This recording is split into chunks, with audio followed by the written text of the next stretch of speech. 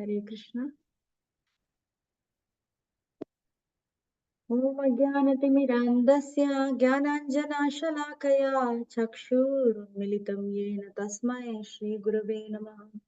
Shri Chaitanya Manobhishtam Stapitam Yena Bhutale Swayam Rupa Kadamahyam Dadati Swapadantikam Vandeham Shri Guru Shri Utapadakamalam Shri Gurun Vaishnavamscha Shri Rupam Sagrajatam Sahagana Raghunatham Tam Sajivam Sadvaitam Savadutam Parijala Sahitam Krishna Chaitanya Devam Shri Radha Krishna Padan Sahagana Lalita Shri Vishakhanvitamscha हे कृष्ण करुणा सिंधु दीनबंधु जगतपते गोपेश गोपिका कांता राधा कांता नमोस्तुते तप्त कांचन गौरांगी राधे वृंदावनेश्वरी वृषभानुसुते देवी प्रणमामि हरिप्रिये वाञ्छकल्पतरुभ्यश्च कृपा सिन्धुभ्य एव च पतितानां पावनेभ्यो वैष्णवेभ्यो नमो नमः नमः ॐ विष्णुपादाय कृष्णप्रेष्ठाय भूतले श्रीमते भक्तिवेदान्त स्वामिनिति नामिने नमस्ते सारस्वते देवे गौरवाणी प्रचारिणे निर्विशेषा शून्यवादी पाश्चात्य देशतारिणे जय श्री कृष्ण चैतन्य प्रभु नित्यानंद श्री अद्वैत गदाधर श्रीवासादि गौर भक्त वृंद हरे कृष्ण कृष्ण कृष्ण हरे हरे हरे राम राम राम हरे हरे मूकं करोति वाचालं पङ्गुं लङ्घयते गिरिं यत्कृपातमहं वन्दे श्रीगुरुं दीनतारणम् नारायणं नमस्कृत्य नरं चैव नरोत्तमं देवीं सरस्वतीं व्यासं ततो जयम् उदीरयेत् शुश्रूषोषद्ददानस्य वासुदेवकथारुचि स्यान्महत्सेवया विप्रा पुण्यतीर्थनिषेवनात् शृण्वता स्वकथा कृष्णा पुण्यश्रवणकीर्तनः हृद्यन्तस्सो हि अभद्राणि विदुनोति सुहृत्सताम् नष्टप्रायेष्वभद्रेषु नित्यं भागवत सेवया भगवत्युत्तमश्लोके भक्तिर्भवति नैष्टिकी तदा रजस्तमो भाव कामलोभादयश्च ये चेत एतैरनाविद्धं स्थितं सत्त्वे प्रसीदति एवं प्रसन्नमनसो भगवद्भक्तियोगतः भगवत्तत्त्वविज्ञानं मुक्तसङ्गस्य जायते विद्यते हृदयग्रन्थिसिद्ध्यन्ते सर्वसंशयाः क्षीयन्ते चास्य कर्माणि दृष्ट एवात्मनीश्वरे ॐ नमो भगवते वासुदेवाय ॐ नमो भगवते वासुदेवाय ॐ नमो भगवते वासुदेवाय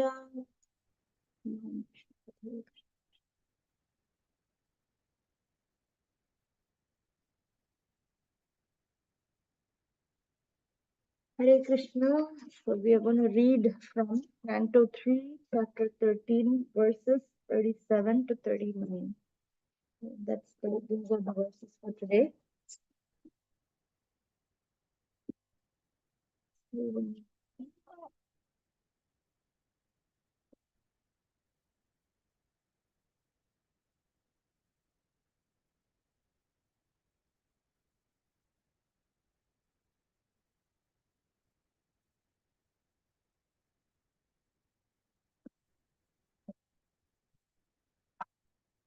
So 37.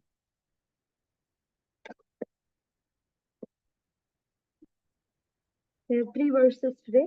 We will go one by one. 37.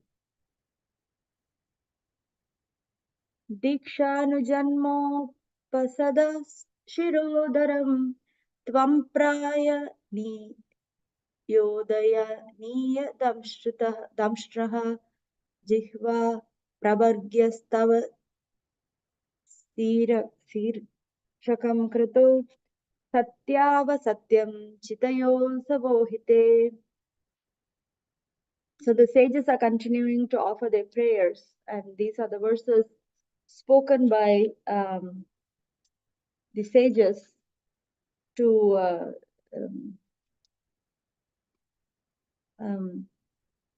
the Varahadev, our Varahadev, who is in bluish complexion. So, translation.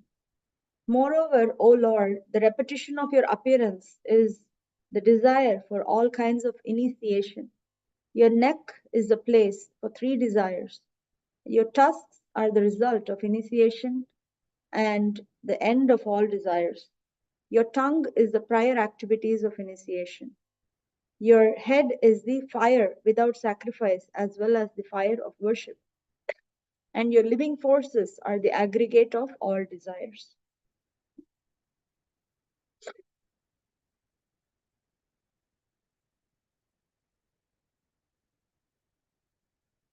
Yeah.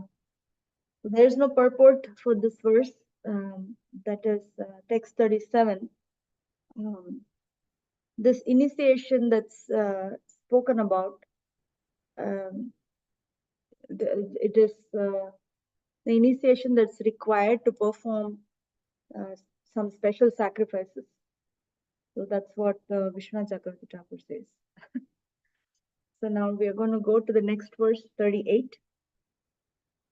Somastureta savananyavastitihi samstha vibeda stavadeva davataha satrani sarvani sharira sandhis tvam sarva yagya kraturishti bandanaha. O Lord, your semen is the sacrifice called Somayagya. Your growth is the ritualistic performances in the morning. Your skin and touch sensations are the 7 elements of the Agnishtoma sacrifices. Your bodily joints are the symbols of various other sacrifices performed in 12 days. Therefore, you are the object of all sacrifices called Soma and Asoma, and you are bound by Yagyas only. So, purport, Prabhupada says, there are 7 kinds of routine yagyas performed by all followers of the Vedic rituals. And they are called Agnishtoma, Atyagnishtoma, Ukta, Shodasi, Bhajapeya, Atitratra, and Aptoryama. Anyone performing such yagyas regularly is supposed to be situated with the Lord. But anyone who is in contact with the Supreme Lord by discharging devotional service is understood to have performed all different kinds of varieties of yagya. So, Prabhupada always brings us to the punchline of devotional service when multiple different messages come through different texts. So Prabhupada is saying that anyone who is in contact with the Supreme Lord by discharging devotional service is understood to have performed all different kinds of or varieties of yagyas. If we see, actually, Krishna himself speaks the same thing. He speaks in chapter 8 of Bhagavad Gita.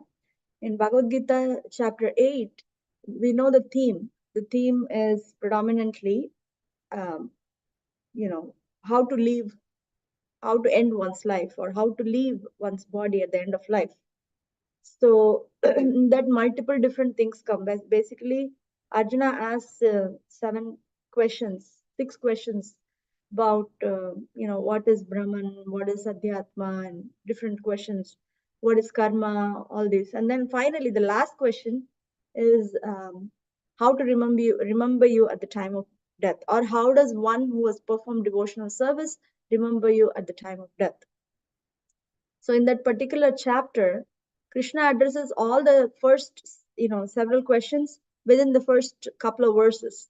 Takes 3, 4. That's it. And then from 5 onwards till the end of the chapter, I think it's 28 verses. All the verses are about preparing to leave the body at the time of death. And in that different kinds of leaving, he also speaks about how an Ashtanga yogi can remember Krishna at the time of death. He gives, and how do they pass on to next life? He gives a set of verses.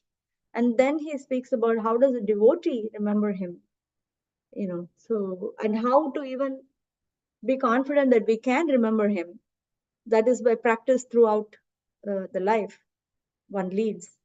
So now at the end of all that, the last verse of chapter 8 speaks about this particular point that Prabhupada tells here, Anyone who is in contact with Supreme Lord by discharging devotional service is understood to have performed all different varieties of yajna.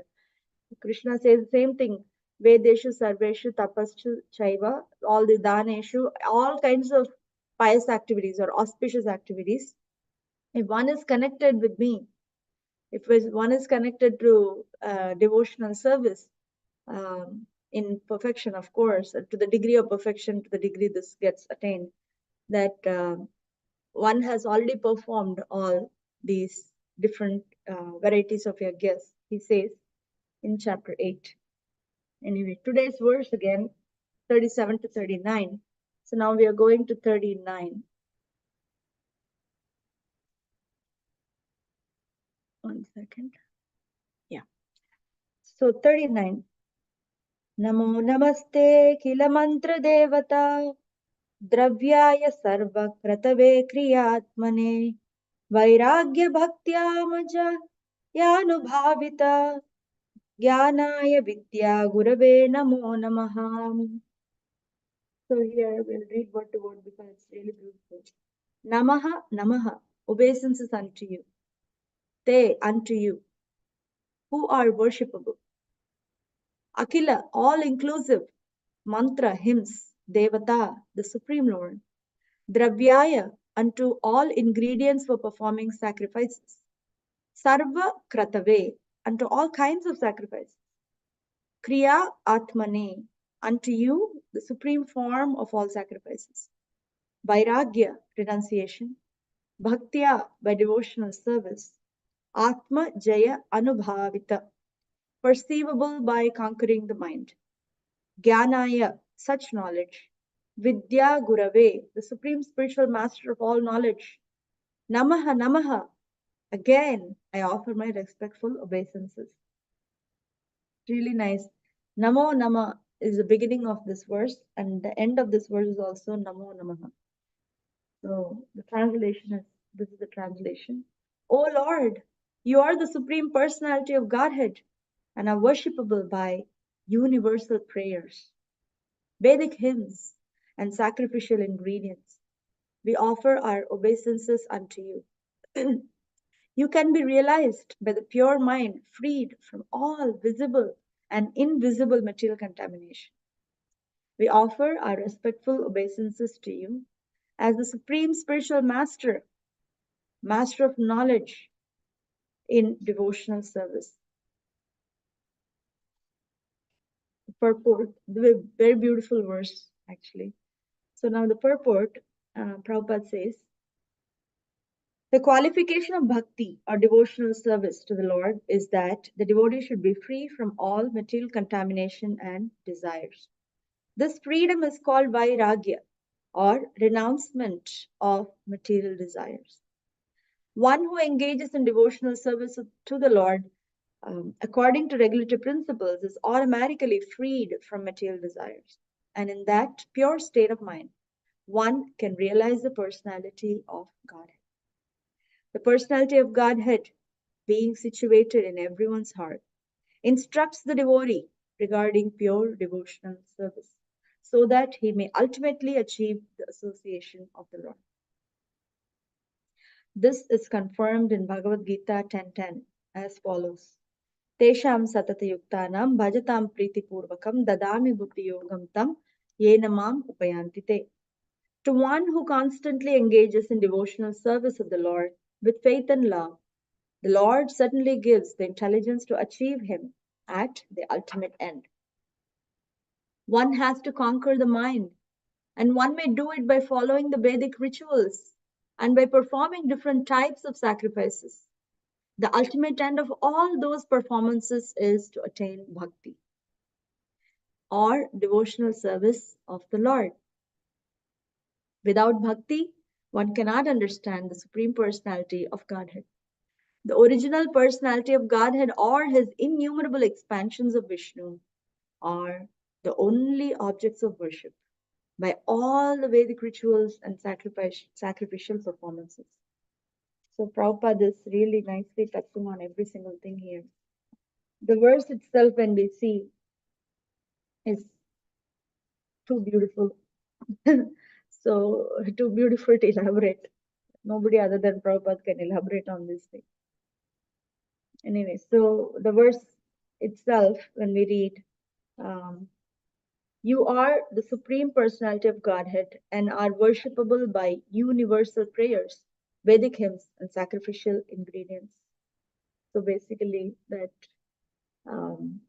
anybody with sincerity who offers any prayers, they eventually have to be the culmination of those prayers or Vedic rituals or hymns or any kind of sacrifice, the culmination should be directed to Krishna because he is the object of worship. And now the sages are saying that you can be realized by the pure mind, free from all visible and invisible material contamination. That's also very nice. Visible and invisible material contamination. So sometimes visible contaminations are easy to identify. Someone is proud, someone is visibly envious, or someone is visibly greedy. This is very easy to identify, or our vision. Anybody even who's not trained in devotional service can actually capture that. But invisible contaminations, everybody has invisible contaminations in one sense when we think about it. Now, this invisible material contaminations are basically subtle material contaminations, right?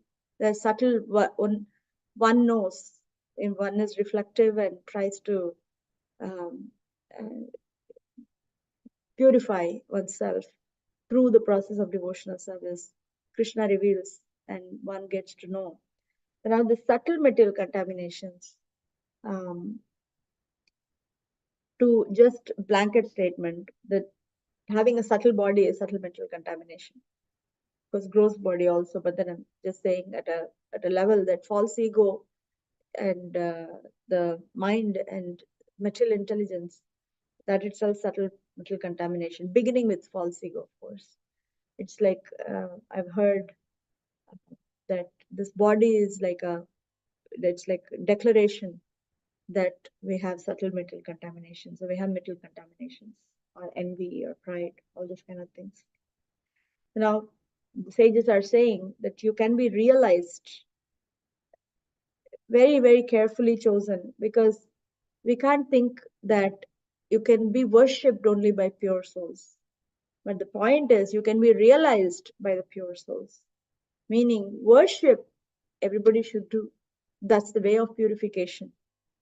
Worshipping through 9 processes of devotional service, no matter where a living entity is at that point of time, that is the path of purification. Worshipping Krishna through Bhagavad Gita, worshipping with the Krishna through reading Bhagavad Gita, that's worship by intelligence. So to purify the intelligence, scriptural study is very necessary. And for purification of mind, association and japa are very necessary.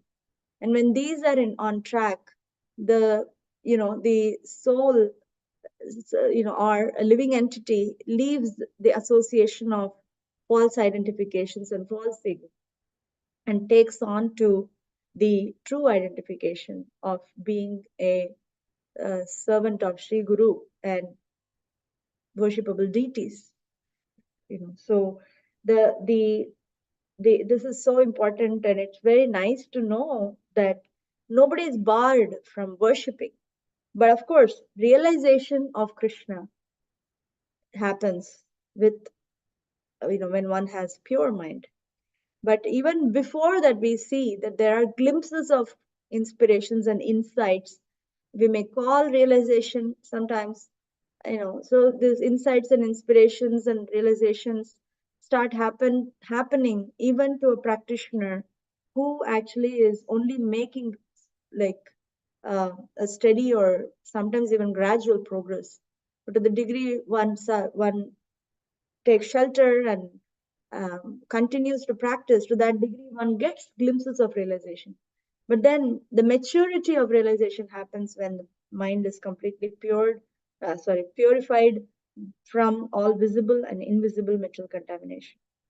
Now then, therefore, the sages are offering obeisances repeatedly Namo Namaha, Namo Namaha. They're just saying Namo Namaha, It's like we see in all the sages having this taste for offering obeisances.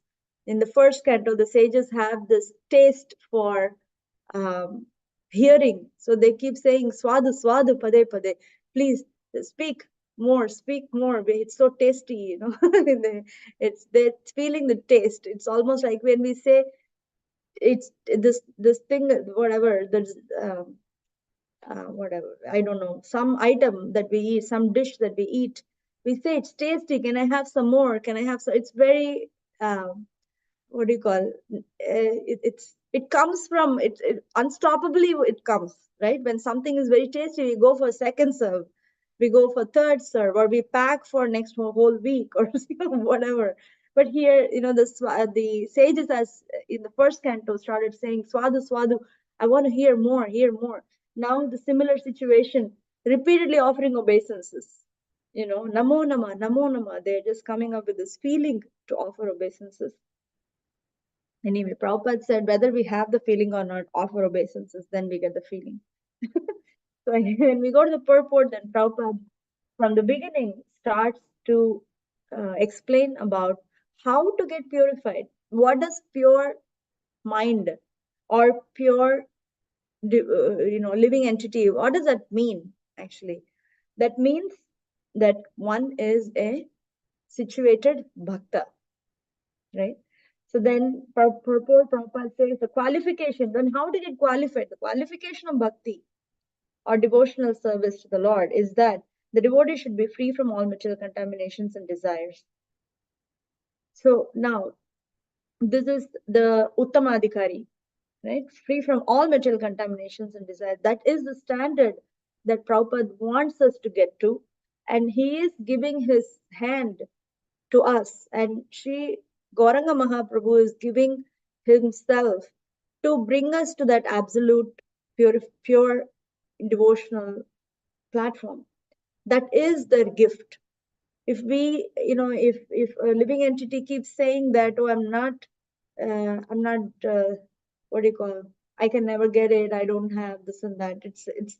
It is to some extent bringing their gift down in some aspects. Yeah, at absolute humility, one may say that I'm not qualified, and that's true. But at the same time, disqualification is not to withdraw from mercy, withdraw from receiving mercy.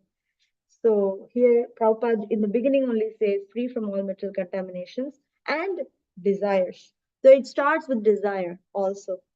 And today also, there was a lecture that Prabhupada was speaking where he said that one should not be desireless.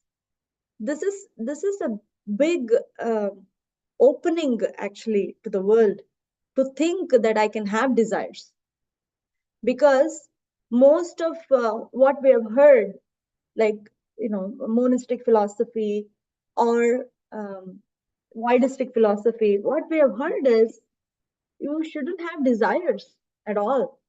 No desires. Nirguna, nirashaya, there's no desire allowed, basically. And in that, whoever was in that platform, I mean, or that was a widespread philosophy. And then Prabhupada comes and tells, you can't give up desires. You must have desires. It's impossible to give up desires. But direct your desires to Krishna and Guru, Sri Guru. So directing our desires is a responsibility for ourselves. Is actually responsibility is not in the matter of like a laborsome or worrisome responsibility, but responsibility is a compassionate, loving responsibility to ourselves, is to direct the desires. So therefore, we take association, we do practice 9 plus of devotional service, and we go to attend retreats, we go to yatras, or we attend when saintly personalities come to our location or nearby location. We attend these programs not to enjoy the intellectual curiosity or anything, but to awaken this desire that I want to only belong to Guru and Krishna. This desire is the beginning. And when somebody wants to quit smoking, there is a training program that we have in certain clinics. That the training program is every week you must come to see, consultation. I need to see you every week to make sure your desire is intact. So the beginning point for anything to quit smoking itself, it's just one aspect of material, what do you call, contamination or material desire, one thing actually.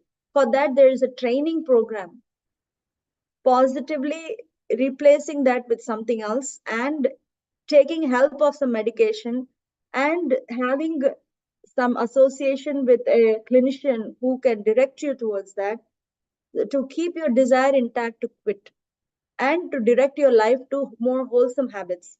So now here we have the same thing. Our desires need to be directed to wholesomeness of ourselves and in connection with Sri Guru and Sri, Gauranga and Sri Radha Krishna and all the Vaishnavas. So for this, we need this, in this, to awaken the desire. We run here and there to hear.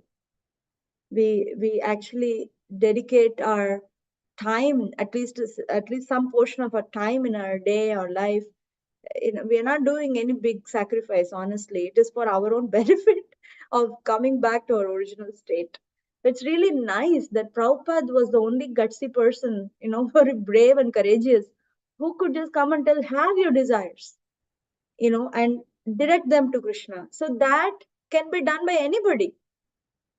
One doesn't have to be strictly in one varna or one ashrama. So how it's already liberation. The doors to devotional service is already opened by this one philosophy, that you just have to direct your desires. Period.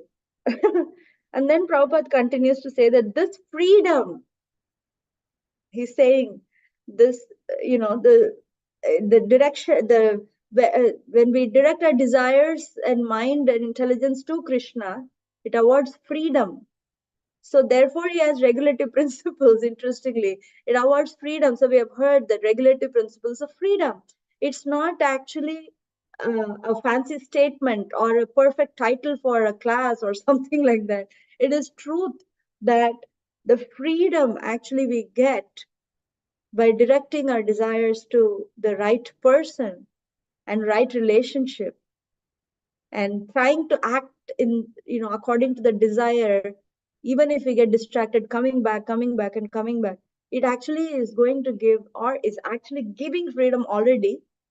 Whether we taste it right away or not, it's already giving the freedom, and it just, the level of freedom increases as one practices. It's so beautiful. And then Prabhupada says, one who engages in devotional service to the Lord according to regulative principles is automatically freed from material desires. So now, how one engages is Krishna gives the mercy. Krishna gives intelligence. Then Prabhupada quotes the 10th chapter of Bhagavad Gita. So anyway, so it's really beautiful how the ultimate end is Krishna. For us, Bhakti Yogis, under Prabhupada's shelter, the means also is Guru and Krishna. End also is Guru and Krishna. Means also is association with Guru and Krishna.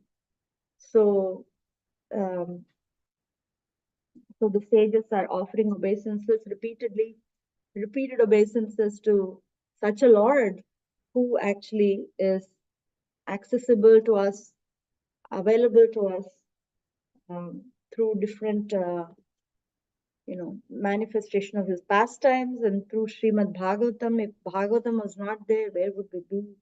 Prabhupada was not there, where would we be? Unquestionable to be in a substandard way of life. So this particular chapter is again appearance of Lord Varaha, and the sages are the series that we are reading. The sages offering prayers to Lord Varahadev with a lot of excitement and realization and joy, and that joy and experience of realization and freedom is what our spiritual master is trying to give us. I'll wrap up here. Sorry, I just went like an express train, I guess, because the purports are really nice. Please forgive me for if I was really fast. And it's already 8:03, but I think we can have a couple of minutes if anyone wants to highlight anything from this reading. Thank you very much. Hare Krishna Mataji. Please accept my humble obeisances. All glories to Srila Prabhupada. Please accept mine to Prabhu. All glories to Srila Prabhupada. Mataji, you mentioned about two contamination, manifested, unmanifested, or visible or invisible. Out of these, which bothers us more and which bothers others through our association, and which is the first thing that we should focus? I understand Chaitanya Mahaprabhu and Srila Prabhupada desires to remove both this contamination from devotional service. It should be our effort that we can take consciously. Did it make sense, Mataji? Yeah, what I understand from your question, Prabhu, is there are visible and invisible contaminations. Which one should I pay attention to first? Right. In order to save myself and save others from me. End of a thing. Is that You got it. so? At different stages of our devotional service, we gradually progress from obviously visible to invisible. But because visible things we see, then we address. Invisible means we haven't even seen it yet, then we don't know what to address. But then gradually, whether in the beginning or later, the heart also should be inclined to understand about the invisible contamination that I may have, which I may not be aware. That's what His Holiness Rompad Maharaj keeps calling as blind spots. So just because I don't know, it doesn't mean it doesn't exist. At least we should have that. I feel like that inclination to know is important. Of course, while we are engaged in this, we are not becoming anartha conscious, honestly. We want to be Krishna conscious for sure. And the path for deliverance from these contaminations is none other than devotional service. While engaged in devotional service, reflection, guhyamakyati prachati kind of association, and at paying attention to visible and paying attention to learning the invisible, these are also part of devotional service. These are not extraneous to devotional service. These are also part of devotional service. When we see it that way, then everything becomes an offering. Otherwise, it becomes like I have to become better in order to connect to Krishna. No, we can connect to Krishna from any ways. But we are trying to refine ourselves so that we can offer our connection wholeheartedly. So anyway, the point is that yes, naturally we will yield to attending to visible contaminations, but the importance of attending to invisible contaminations also remain. So which to choose depends on where one is at also, where one stands. The first day we walk into, or first week, or even first month or 2 months or 6 months, the attention is more towards refining our lifestyle, at least, right? Like, following 4 regulative principle, that's visible contamination that we are withdrawing from. So it begins there. But even when we attend to visible contaminations, as we evolve in our hearing process, when we take association for actual purification, then our fine tuning becomes in a way that when we even attend to visible, we are already attending the background too. We are looking at the background of why am I having this visible contamination? Something is there. So we want to attend to it. And if we can't identify, then we take guidance to, what do you see in me that's invisible to me? That's where my thoughts are going. Both bother us, honestly. but then both need to be attended to. I think you brought it well, Mataji. The both ingredients that are installed in our system Yeah. manifest randomly, without our consciousness, and sometimes also with our consciousness. Possibilities are like that, right? Yeah, well, some things we are aware, something we are not aware. Either before the fact of acting on it, or after the fact. Some things we are aware, some things we are not aware. Those are visible. Pay attention as much as for anything, to pay attention to anything and to rectify anything. 9 process of devotion is the key. But one who acts with knowledge of this is the antakarana that I'm actually attending to, they become more conscious of rectifying it, which is a beautiful process. We become active participants in rectifying it. So yeah, we hope that those what are invisible at this point of our spiritual journey trajectory, wherever we are at, becomes visible to us through association. And yeah, Thank you very much, Mataji. thank you, Prabhu. It is 8:10. I'm sorry I did not leave much space and time for discussion, but today somehow we got carried away by this purport and the excitement of the sages. Hopefully, at some point we can discuss, and I'm sure this journey itself is giving a lot of discussion within our heart. Lakshmikanta Prabhu, should we end? Yes, Mataji. I don't know if you have time. Maybe I have quick questions. I'm okay. I'm okay. Yeah.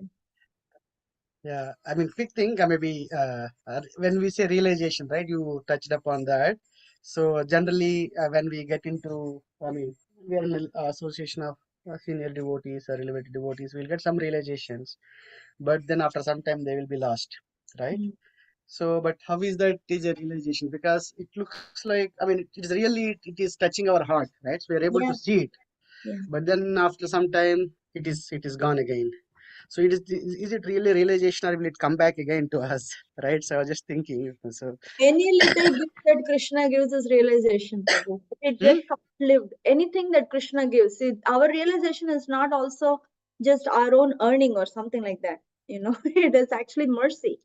So the realization that we get is the realization. But because of our conditioning being very predominant, it is very short-lived. That doesn't mean that it's disappeared. We pray to Krishna that it remains in our heart and reawakens. And we also take some steps to reawaken them periodically. So therefore, when some Krishna given realization come, and we write down, and we can have again Kuhima Kyati Prichiti with somebody. It's our giving mercy is Krishna is giving, and then holding it is in our side. So sometimes we may hold it, some things may last for a long time, some things are short. It's just that forgetfulness is there in our conditioned nature, and in our life direct, like this world is very ready to make us forget. It is a realization. It may be, we may be faint in it or we may be strong in it. Both ways, it is realization, especially if it comes in the association of, perfected devotees. Then we may say shadow reflection. When we think about NOD, there's shadow reflection. That also happens. But when we have to definitely cherish it. Nothing is a waste when it happens in front of in the association of devotees or deities or holy name. Nothing is temporary in a sense, but it feels temporary because we are not able to hold on to it. So we need to make some strategies to see if we can go back to that inspiration, and whether we can realize it the same effect later, but the message that realization gave can be carried on. you know, Yes. the message, we want to receive the message that particular realization or inspiration or experience gave, that can be carried forward. And, you know, yeah. We have to pay the price to get that Full final product. thing. Yes. Yes. As Vaisheshika Prabhu says, we get samples, but to get the full product, we got to pay the price. And last week, right, Nityananda Trayodasi, we heard the price is what? Varshana Mataji was elaborating on that bhajan. The price is faith. So, yeah, we need to pay the price for the full product. And Yes, Prabhu. Okay. All right. We will pause here for today. Thank you very much. Pancha Hare Kalpatarubhya. Krishna Mataji. Yes. I'm sorry. I was actually, thank you for the nice clap. And I was thinking about how in Krishna book, that's a comment, how in Krishna book, after reading like different chapters, Prabhupada at the ends mentioned, so reading this chapter, Yeah. if somebody hears, you become free from envy, free from anger. So, so that's also, I was kind of thinking an easier way to get rid of these visible contaminations that we have in our heart. Yeah. Just this thought came to my mind. I thought we mentioned. Yeah.